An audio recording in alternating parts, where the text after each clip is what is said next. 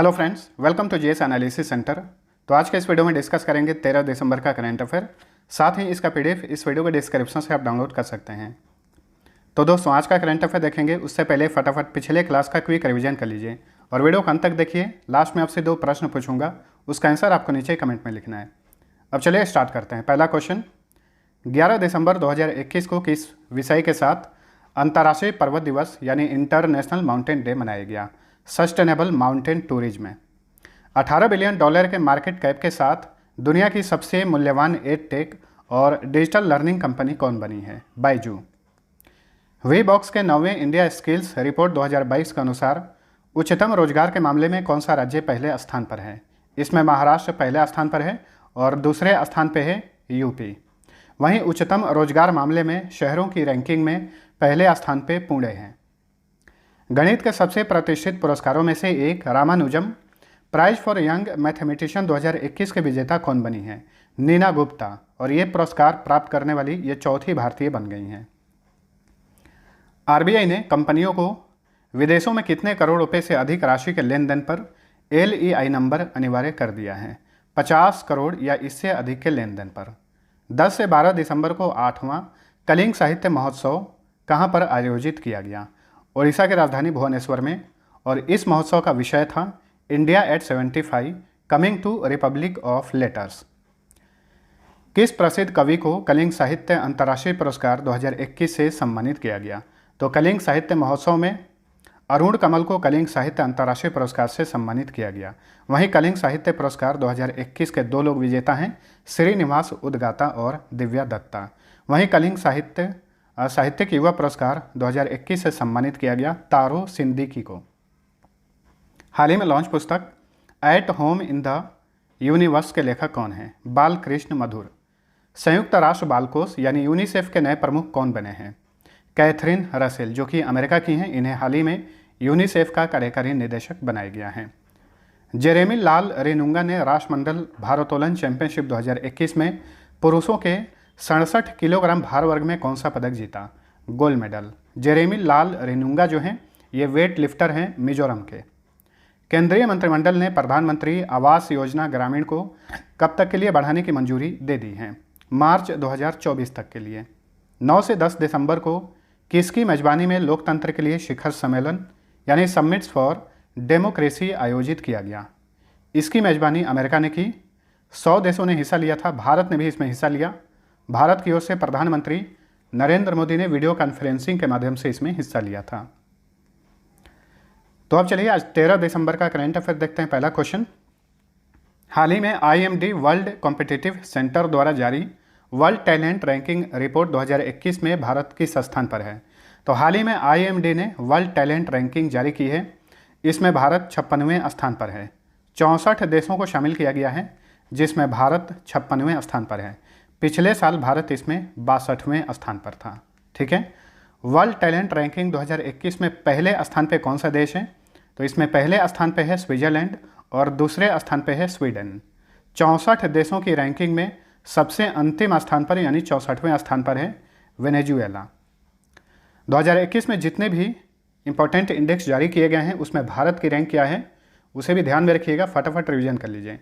Asia power index हाल ही में जारी किया गया, इसमें भारत 4थे स्थान पर है और अमेरिका पहले स्थान पर है। आर्थिक स्वतंत्रता सूचकांक 2021 में भारत का स्थान 121वां है।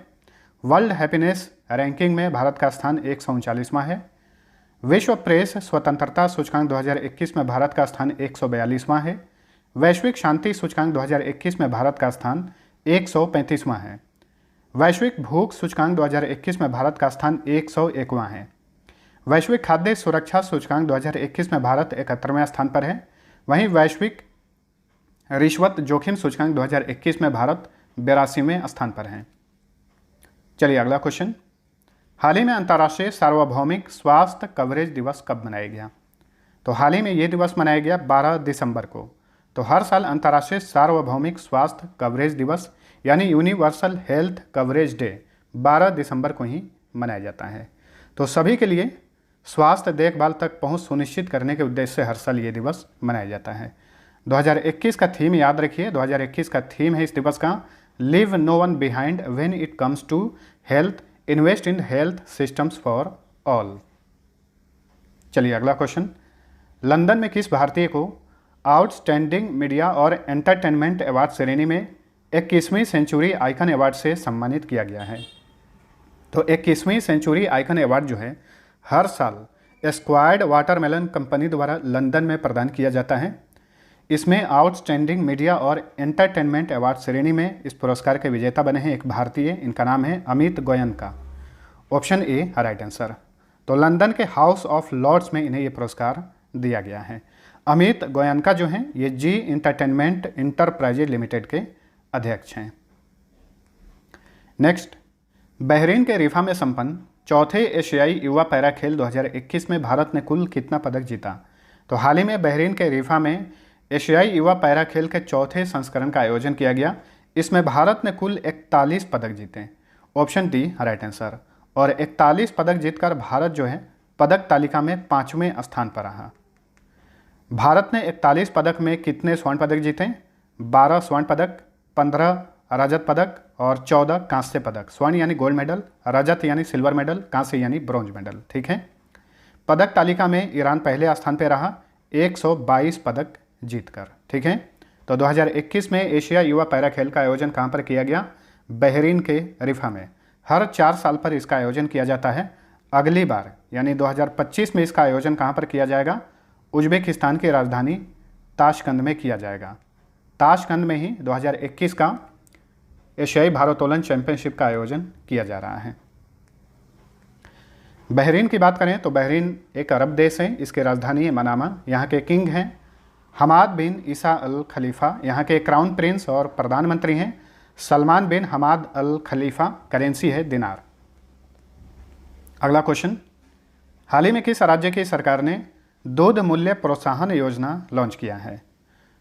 तो milk price incentive scheme launch किया है उत्तराखंड की सरकार ने। उत्तराखंड के मुख्यमंत्री हैं पुष्कर सिंह धामी। उन्होंने हाल ही में दूध मूल्य प्रोत्साहन योजना को देहरादून में लॉन्च किया। तो राज्य में दुग्ध उत्पादन बढ़ाने के उद्देश्य से इस योजना की शुरुआत की गई है। वैसे दुग्ध उत्पादन बढ़ाने के उद्देश्य से राज्य सरकार और भी योजनाएं चला रही हैं। उन योजनाओं के नाम है गंगा गाय योजना और कामधेनु योजना। ठीक है। उत्तर प्रदेश की बात करें तो 2021 में बहुत ही टॉप क्लास के यहाँ से करंट अफेयर बने हैं, सबको ध्यान में रखिएगा। उत्तराखंड के नैनीताल के हल्द्वानी में उत्तर भारत के सबसे बड़े विशेष वनस्पति उद्यान पालमेटम का हाल ही में उद्घाटन किया गया। उत्तराखंड के रानीखेत में भारत की सबसे बड़ी ओपन एयर फर्नरी स्थापित की गई है। उत्तराखंड के चमोली जिले के माना गांव में 11,000 फीट की ऊंचाई पर भारत का सबसे ऊंचा हर्बल गार्डन स्थापित किया गया है। वहीं सिंगर हैं पवनदीप राजन। इन्हें उत्तराखंड का नया ब्रांड एम्बेसडर बनाया गया है। उत्तराखंड के देहरादून के चकराता शहर में भारत का पहला क्रिप्टो गेमिक गार्डन भी स्थापित किया गया है। वहीं 100% साक्षरता वाला देश का पहला जिला बन गया है देहरादून। अब उत्तराखंड का मैप देखिए। उत्तराखंड अपनी सीमा भारत के 3 राज्य और 2 देशों से शेयर करता है। राज्यों में उत्तर प्रदेश, हरियाणा और हिमाचल प्रदेश। कंट्री में नेपाल और चीन से ये अपनी सीमा शेयर करता है। उत्तर प्रदेश से अलग करके इसका गठन किया गया था 9 नवंबर 2000 ईस्वी को। जिलों की संख्या 13 है। 2 राजधानियां हैं। इसमें शीतकालीन राजधानी है देहरादून और ग्रीष्मकालीन राजधानी है गैरसैंण।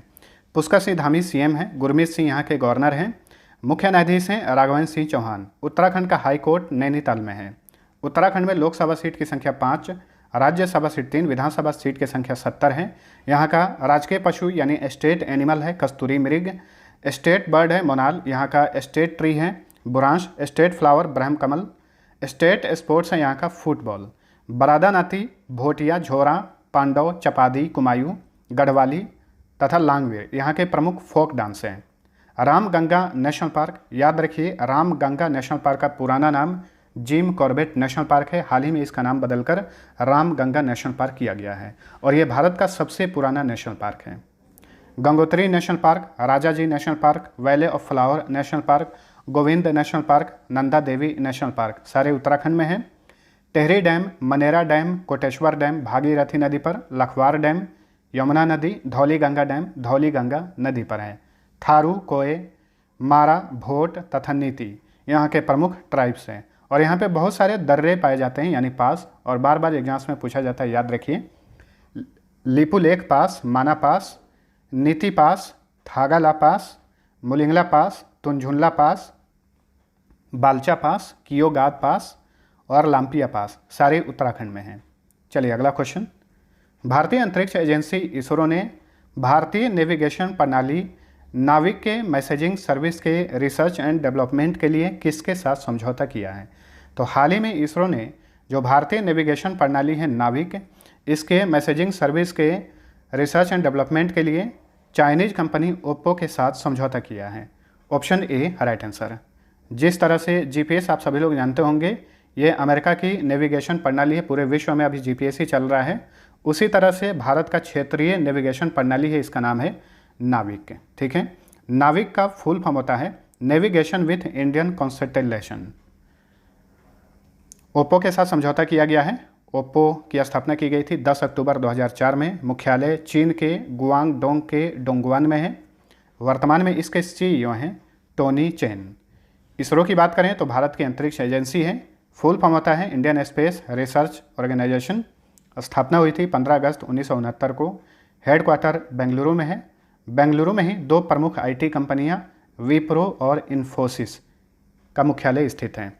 इसरो के वर्तमान में चेयरमैन हैं डॉक्टर के सिवन। इसरो का आदर्श वाक्य है space technology in the service of Mankind. अगला क्वेश्चन। भारतीय रिजर्व बैंक ने निम्न में से किसे अनुसूचित बैंक यानी शेड्यूल्ड बैंक का दर्जा दिया है? तो हाल ही में आरबीआई ने पेटीएम पेमेंट्स बैंक को शेड्यूल्ड बैंक का दर्जा दे दिया है। ऑप्शन बी राइट आंसर है। तो आरबीआई अधिनियम 1934 की दूसरी अनुसूची में पेटीएम पेमेंट्स बैंक को शामिल कर लिया गया है और इसे अनुसूचित बैंक का दर्जा दे दिया गया है। अनुसूचित बैंक का दर्जा देने से अब इस बैंक को काफ़ी फ़ायदा होगा। बहुत सारी चीज़ों से ये बैंक प्रतिबंधित थे, जो काम नहीं कर सकते थे, अब वो कर पाएंगे। आरबीआई भारत का केंद्रीय बैंक है। इसे बैंकों का बैंक कहा जाता है। इसका गठन हुआ था 1 अप्रैल 1935 को। राष्ट्रीयकरण हुआ था 1 जनवरी 1949 को। राष्ट्रीयकरण यानी नेशनलाइजेशन। हेडक्वार्टर मुंबई में है। वर्तमान में शक्तिकांत दास आरबीआई के 25वें गवर्नर हैं। 4 उप गवर्नर्स हैं, T Ravishankar, Mahesh Kumar Jain, Michael D Patra और M Rajeshwar Rao. Paytm payments bank की बात करें तो इसे लॉन्च किया गया था अगस्त 2010 में। मुख्यालय उत्तर प्रदेश के नोएडा में है। अध्यक्ष हैं विजय शेखर शर्मा।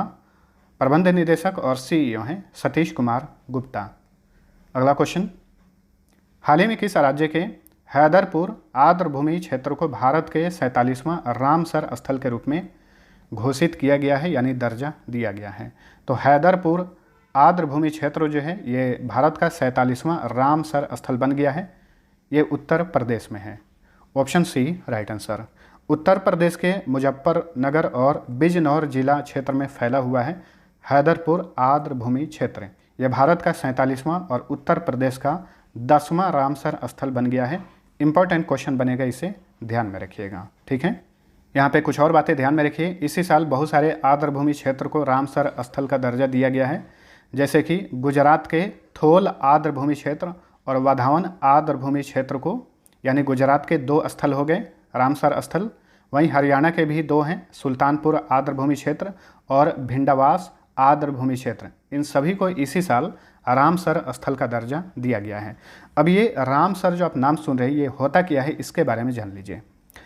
तो आर्द्रभूमि क्षेत्र को, जो भी नमी वाले क्षेत्र होते हैं जो सालों भर नम रहते हैं, गीली मिट्टी रहती है, दलदली भूमि रहती है, उसे ही आर्द्रभूमि क्षेत्र कहा जाता है। तो आर्द्रभूमि क्षेत्र को संरक्षित करने के उद्देश्य से 1971 में, कब 1971 में ईरान का एक शहर है रामसर, वहाँ पर एक सम्मेलन का आयोजन किया गया था और एक संधि पर हस्ताक्षर किया गया जिसे रामसर संधि कहा जाता है। 1971 में इस संधि पर हस्ताक्षर किए गए और ये संधि लागू हुई थी 1975 में। इसीलिए विश्व के जो भी आर्द्रभूमि क्षेत्र हैं उन्हें धीरे धीरे रामसर स्थल का दर्जा दिया जा रहा है ताकि उन क्षेत्रों को अच्छे से संरक्षित किया जा सके। ठीक है, उत्तर प्रदेश की बात करें तो उत्तर प्रदेश के बलरामपुर में हाल ही में प्रधानमंत्री नरेंद्र मोदी ने सरयू नहर राष्ट्रीय परियोजना का उद्घाटन किया। इसे नोट करिए। अब चलिए उत्तर प्रदेश का मैप देखिए। उत्तर प्रदेश आबादी के मामले में भारत का सबसे बड़ा राज्य है और 8 राज्यों से ये अपनी सीमा शेयर करता है। तो ये रहा उत्तर प्रदेश। इसकी सीमा जो है बिहार, झारखंड, छत्तीसगढ़, मध्य प्रदेश, राजस्थान, हरियाणा, हिमाचल प्रदेश और उत्तराखंड से लगती है। साथ साथ में दिल्ली केंद्र शासित प्रदेश से भी ये अपनी सीमा शेयर करता है। उत्तर प्रदेश का गठन हुआ था 24 जनवरी 1950 को। जिलों की संख्या 75 है। भारत में सबसे अधिक जिले उत्तर प्रदेश में ही हैं। लखनऊ राजधानी है। सीएम है योगी आदित्यनाथ। गवर्नर हैं आनंदीबेन पटेल। चीफ जस्टिस हैं इलाहाबाद हाई कोर्ट के राजेश बिंदल। उत्तर प्रदेश में सबसे अधिक निर्वाचन सीट की संख्या है, चाहे वो लोकसभा हो, राज्यसभा हो, विधानसभा हो या फिर विधान परिषद हो। इस बात को ध्यान में रखिए। उत्तर प्रदेश में लोकसभा सीट की संख्या 80, राज्यसभा सीट 31, विधानसभा सीट 403, विधान परिषद सीट की संख्या 100 है। भारत में वर्तमान में 6 राज्यों में विधान परिषद है: उत्तर प्रदेश, बिहार, महाराष्ट्र, कर्नाटक, आंध्र प्रदेश और तेलंगाना। उत्तर प्रदेश का राजकीय पशु है बारहसिंगा, राजकीय पक्षी सारस, राजकीय पेड़ अशोक, राजकीय फूल पलाश, राजकीय फल आम, राजकीय मिठाई जलेबी। ये जो राजकीय फूल है पलाश, ये झारखंड का भी राजकीय फूल है। रासलीला, झूला, कजरी, जद्दा, चाचरी, नौटंकी, जैता उत्तर प्रदेश के प्रमुख फोक डांस हैं। दुधवा नेशनल पार्क है यहाँ पर, जो कि टाइगर रिजर्व भी है। Amangarh tiger reserve, Pilibhit tiger reserve, Chandraprabha wild life sanctuary, Hastinapur wild life sanctuary, Ranipur wild life sanctuary, Nawabganj bird sanctuary, Sandy bird sanctuary तथा सोर सरोवर बर्ड सेंचुरी, ये सारे उत्तर प्रदेश में हैं। रिहन डैम गोविंद वल्लभ पंत सागर पर, माता टीला डैम बेतवा नदी पर है, सभी यूपी में हैं। चलिए अगला क्वेश्चन।